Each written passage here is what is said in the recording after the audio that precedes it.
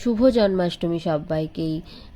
জন্মাষ্টমী উপলক্ষেই কালকে চলে গেছিলাম বিকালে গোপুর জন্যে কেনাকাটা করতে, গোপুর জামা, গোপুর জন্যে ফুল ফল মিষ্টি সমস্ত কিছু কেনাকাটা করতে।